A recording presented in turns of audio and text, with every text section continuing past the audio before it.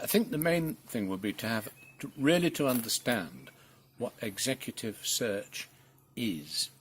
People who do selection are in advertised recruitment. Most non-executive appointments do not come through adverts. Some do, and sometimes the organisation doing the appointment has to be seen to put in an advert because it goes with their equal ops policy. If somebody says they do selection advertising, don't do it. If somebody says they do search and selection, that means they pretend to do search. They will keep a list of people who are looking for jobs. If somebody is a pure search organisation, and there aren't many, they will not be big, they will not be publicly quoted, and they will not start with an existing database of candidates. Now, they will have a very detailed database of who works for what company, and they will know from their computer who they know who used to be in what company, people they can ring for a reference and so on. But for each assignment, where their fees are very high, they will start preparing a new list from scratch. This is deliberate, and that is why they're appointed for the search. Pure search people are the people overwhelmingly used for good paid non-executive jobs, and they do not maintain a database of suitable non-exec candidates. So what should people be doing? Do they need to be networking with these firms, or find out who the firms are? They're not easy to find. And then make sure that they know that you are around. Don't say anything crass like, put me on your list, because they won't have a list. But they will first of all see you as somebody who they may want to ring to see how good somebody else is for the informal background checking. They may see you as a source of some assignments for themselves. Don't be too upfront with saying, hey, I want a non-executive job, because by and large, the people who make it obvious that they want the job are not the people who are best to be appointed. That's why if you can, it's really best to start getting non-executive work when you're still on the main payroll of somebody else. Now, you've just been recruiting for a number of roles, and you did advertise for those.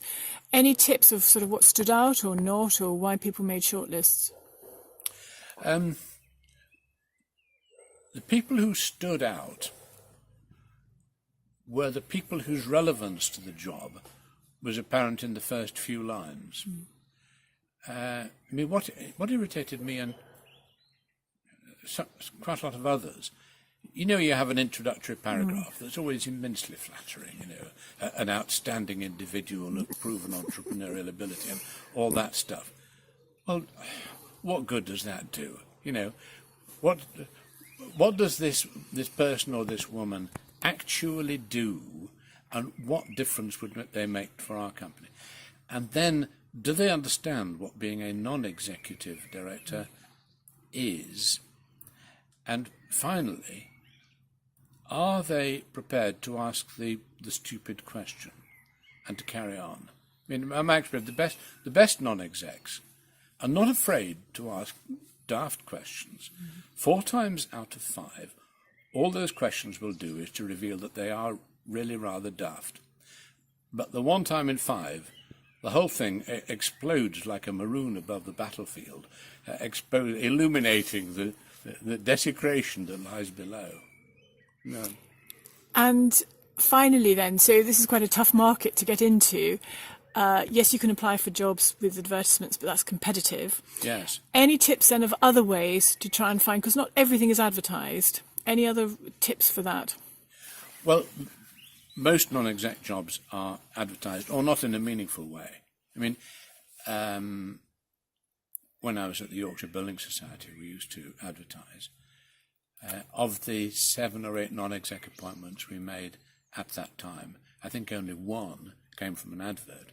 The adverts themselves attracted shoals of entrants who were all looking for jobs, and I'm sure they were very good, but actually the people we wanted were we used a headhunting firm called Egon Zender, based in London, and they would ring up people who were not even looking for non-executive jobs, but they turned out to be dead right for us. Why did they want to join us? Because they could see that in 3 or 4 years' time, they themselves were coming up for retirement. Besides that, they might be able to enhance their existing job.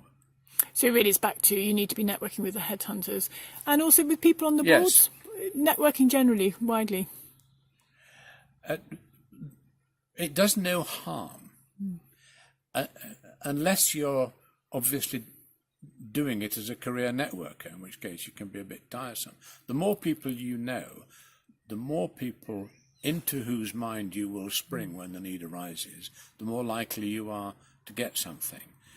But I used to get people ringing me up. I was vice chairman of the Yorkshire Building Society, and get people, whenever we had an advert, they'd ring me at home to tell me they'd replied to the advert and how good they'd be and go on about it. And if they were okay, I'd tell our headhunters. And the headhunters usually wouldn't give them the time of day, actually.